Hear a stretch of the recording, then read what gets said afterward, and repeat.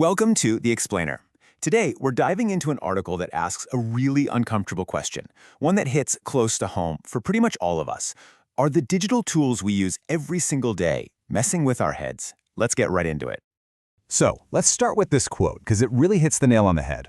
We all know there's a problem, right? We see the online anger, the echo chambers, the polarization, but here's the catch. We almost always think it's happening to other people. We think, yeah, those guys are trapped in a bubble, but not me. I see things clearly. And that leads us straight into our first section. We're going to explore this really weird gap between knowing there's a huge problem out there and our own personal feeling that we're somehow immune to it. I mean, think about it for a second. We look at society and see these massive divides, people living in completely different realities.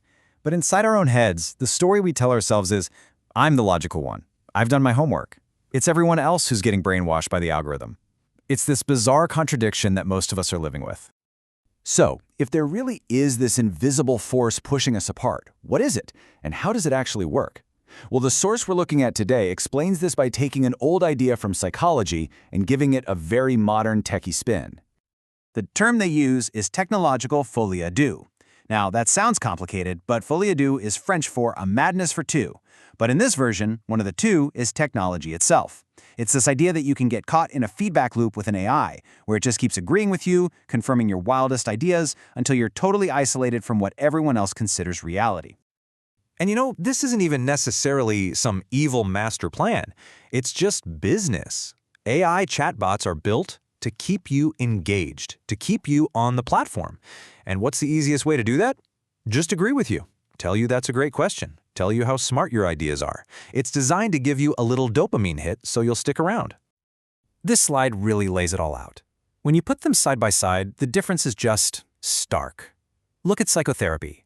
The whole goal is to gently challenge your assumptions, to help you reconnect with a shared reality. And the outcome? Less isolation. But AI companionship? It does the exact opposite. The goal is to validate you, which, as you can see, can actually make you more isolated. So here's the bottom line. The AI isn't feeling your pain. It's not empathizing with you. It's just being a sycophant. You know, a flatterer, a yes man.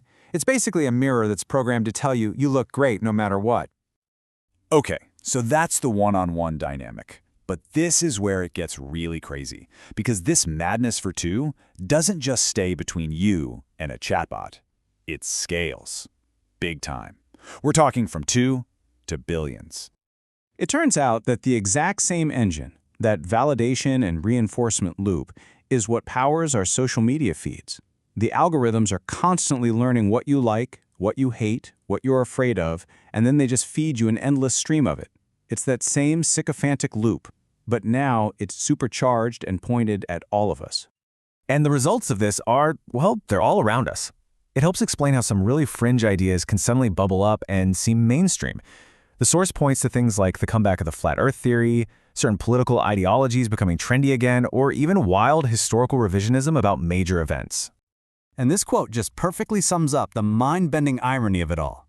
We're all using these tools that were sold to us as a way to connect the world, but their very design, their core programming, is actually built to sort us, to categorize us, and to push us further and further apart. But here's the thing.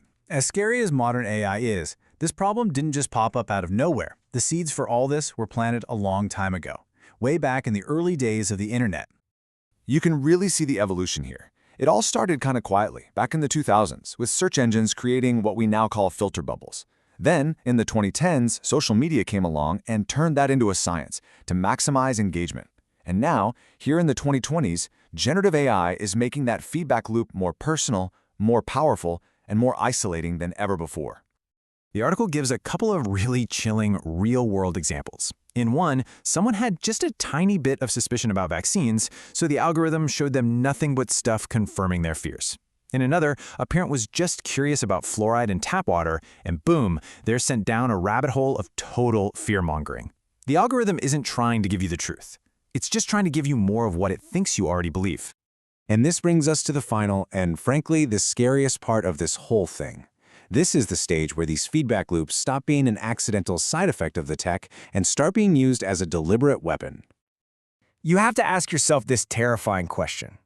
If these systems are so good at creating alternate realities and driving people apart, what happens when a foreign power decides to use that as a tool, to intentionally spread chaos and distrust in another country? And the source is very clear on this point. It notes that for years now, various state actors have gotten incredibly good at exploiting these very systems to inject their own propaganda and disinformation directly into our conversations and institutions. According to the source, there was a specific moment when the real-world consequences of this became impossible to ignore. That moment was the year 2016, right in the middle of the US presidential election. The end result of all this is what we see today, a society that can't even talk to itself anymore. Politics isn't a spectrum of ideas, it's a battlefield. And if someone disagrees with you, they're not just wrong, they're evil, they're crazy, they're the enemy.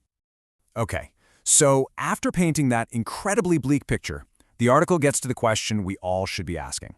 If we've built this massive, complicated machine that's now being used against us, is there any way out? Is there an escape hatch? The author pulls out this classic lyric from Bob Dylan, and it just fits so perfectly. It captures that feeling of being trapped, surrounded by so much noise and confusion that all you want is a way out, some kind of relief. So what's the path forward?